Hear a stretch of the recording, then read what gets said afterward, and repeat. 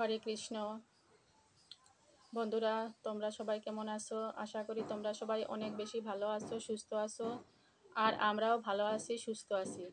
নতুন একটা দিন, নতুন একটা সকাল দেখার জন্য ঈশ্বরকে, শ্রীকৃষ্ণকে প্রণাম করা উচিত। হরে কৃষ্ণ। তো আমি ভাবছি যে গীতা পাঠ যখন শুরু করেছি, তাহলে প্রথম অধ্যায় থেকেই শুরু করা যাক। মানে প্রথম অধ্যায় না, বিস্তারিত একটা গীতার মানে সমস্ত কিছু না জানলে মানে রুচি আসে না গীতা পাঠে। আর এই গীতা পাঠ যদি তুমি মানে পড়তে নাও পারো সময় করে, তাহলে যদি শ্রবণও করো, তাহলে তুমি মোক্ষ প্রাপ্তি হবে, মানে তুমি ঈশ্বরকে প্রাপ্তি করতে পারবে। তো আজকে গীতা পাঠের মানে বিস্তারিত শোনাবো। তো শুরু করা যাক। তো প্রথমেই মুখ বন্ধ দিয়ে একটা শ্লোক দিয়ে শুরু করি।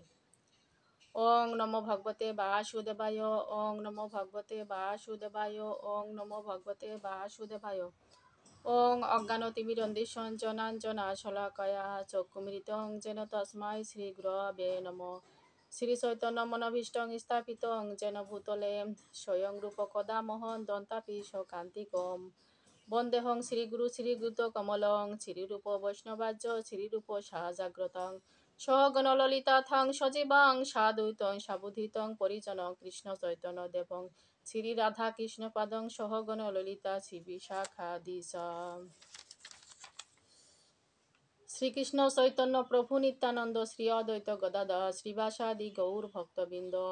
হরে কৃষ্ণ কৃষ্ণ কৃষ্ণ হরে হরে, হরে রাম রাম রাম হরে হরে।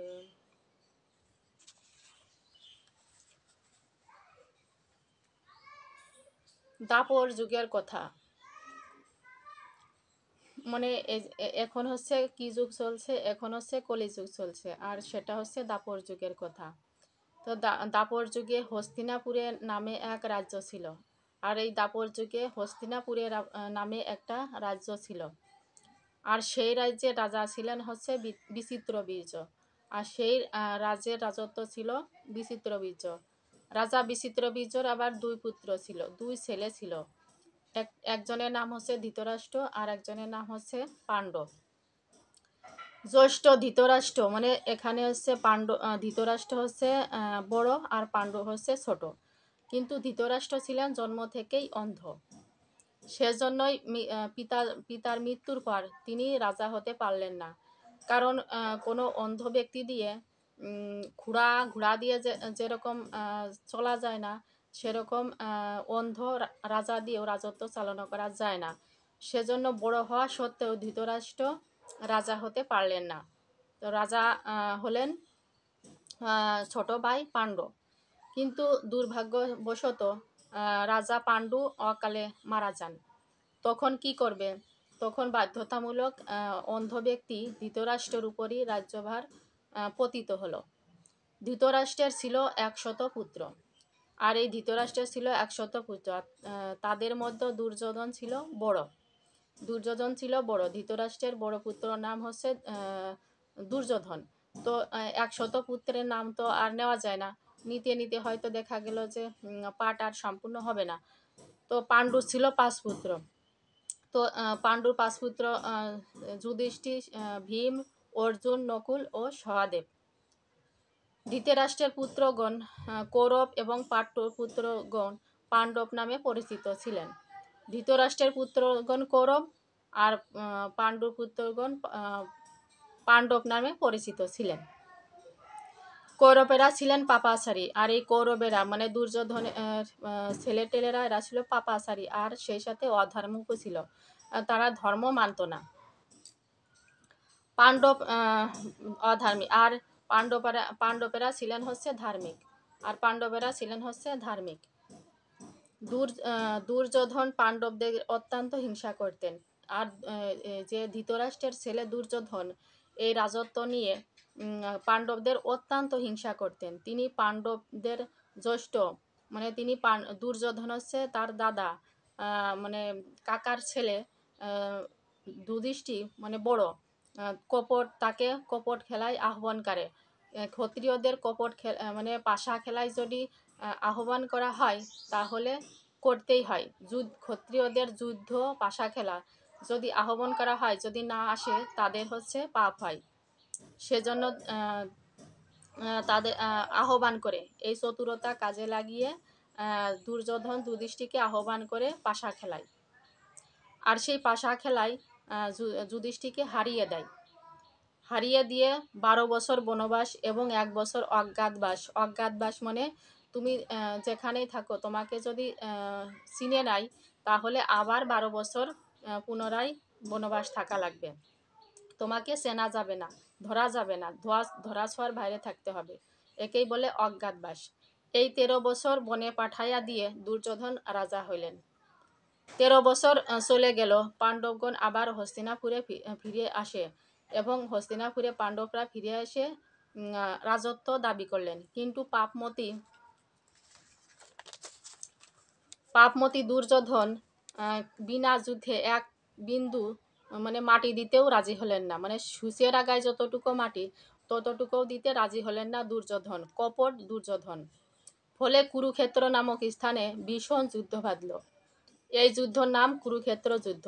আর এই কুরুক্ষেত্র এত বড় একটা যুদ্ধ যে মানে গীতার বইয়ে লেখা হয়ে রয়েছে। কুরুক্ষেত্রের যুদ্ধের মতো এত বড় যুদ্ধ এখনো পর্যন্ত বাঁধেনি। কুরুক্ষেত্র যুদ্ধে পাণ্ডব পক্ষের শ্রেষ্ঠ যোদ্ধা ছিলেন অর্জুন। কুরুক্ষেত্রের যুদ্ধে পাণ্ডবদের শ্রেষ্ঠ যোদ্ধা ছিলেন হচ্ছেন অর্জুন। আর শ্রীকৃষ্ণ ছিলেন অর্জুন রথের সারথি। রথের সারথি মানে রথের ড্রাইভার। তাহলে এখানে বোঝা যাচ্ছে যে ভক্তের জন্য ভগবান কি করতে পারে। ভক্তের জন্য ভগবান ড্রাইভার পর্যন্ত সাজতে পারে। সেও ছিল একটা দেশের রাজা। সেই রাজা ড্রাইভার হলো, মানে পুরুষোত্তম। শ্রীকৃষ্ণ হচ্ছেন পুরুষোত্তম। তার উপরে আর কেউ নেই। সেও ভক্তের কাছে ড্রাইভার সাজলো। তাহলে দেখো যে ভক্তের কারণে ভগবান কি করতে পারে। অর্জুন যুদ্ধক্ষেত্রে দেখিলেন আত্মীয় স্বজনরাই তাহার বিরুদ্ধে যুদ্ধ করতে প্রস্তুত। অর্জুন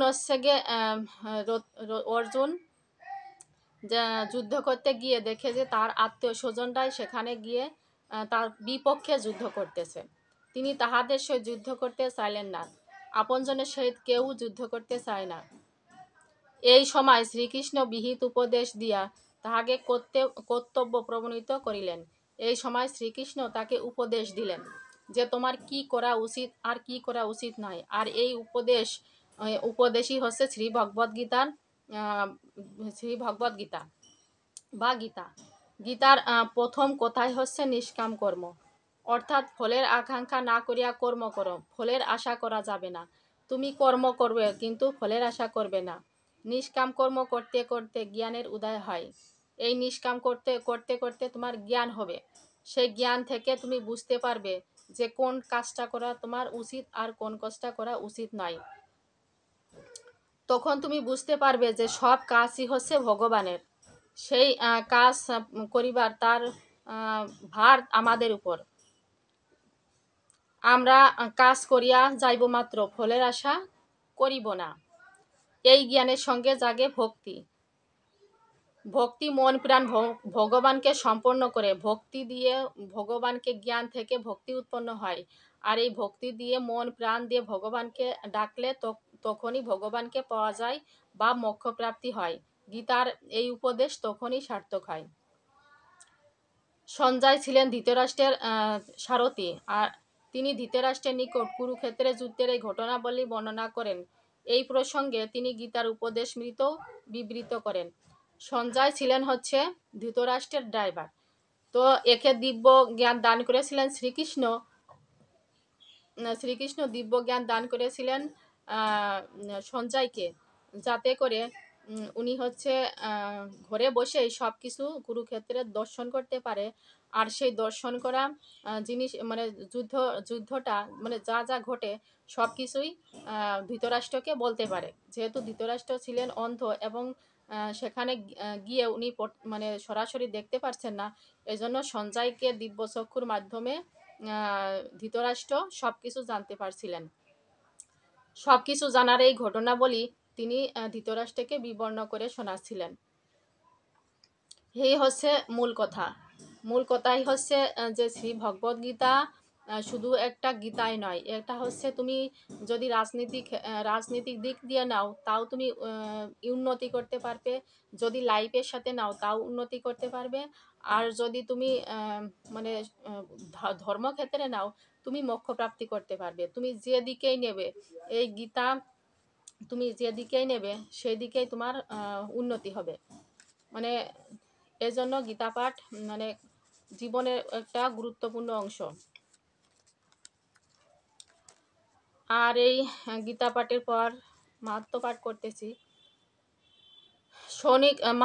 সৌনিক বলিলেন, হে সুত, ব্যাসদেব যেভাবে গীতার বর্ণনা করেছিলেন তাহা সেভাবে বর্ণনা করো। সুত বলিলেন, মহাশয়, গীতার মাহাত্ম্য অত গোপনীয়, তা ঠিকভাবে বলিবার শক্তি তো কাহারও নাই। শ্রীকৃষ্ণ ইহা সবচেয়ে ভালো জানেন, তবে অর্জুন, ব্যাসদেব, সুখদেব, যাজ্ঞবল্ক্য, জনক রাজা ইহার কিছুটা জানেন। এলো গীতার মাহাত্ম্য। গীতা পাঠ করার পর মাহাত্ম্য পাঠ করতে হয়। তো আজকে হচ্ছে গীতা সম্পর্কে মানে গীতা সম্পূর্ণটাই বললাম। আজকে গীতার মানে প্রথম থেকে শেষ পর্যন্ত যা যা হয়েছিল তাই বিস্তারিতভাবে জানা দরকার। প্রথমটা মানে সম্পূর্ণ যদি না জানা যায় তাহলে গীতার মানে যে রস, সেই রস আস্বাদন করতে ইচ্ছে করে না। আর গীতা শুধু ঘরে রাখিয়ে দিলেই হবে না, গীতাকে পড়তে হবে। আর শুধু পড়লেই হবে না, সেটা আমাদের মানতে হবে। না মানলে গীতা মানে থাকা ঘরে না থাকা সমান কথা। গীতাই বলেছে যে গীতা হচ্ছে শ্রীকৃষ্ণের হৃদয়, আত্মা, সব কিছু। তাহলে বুঝতে হবে যে গীতার মুখশ্রিত বাণী, মানে শ্রীকৃষ্ণের মুখশ্রিত বাণী হচ্ছে গীতা। তাহলে আজকের মতো গীতা পাঠ এখানেই শেষ করছি। কালকে প্রথম অধ্যায় থেকে শুরু করে বিস্তৃতভাবে তোমাদের সাথে আলোচনা করব। হরে কৃষ্ণ। সবাই ভালো থেকো ভক্তবিন্দুরা।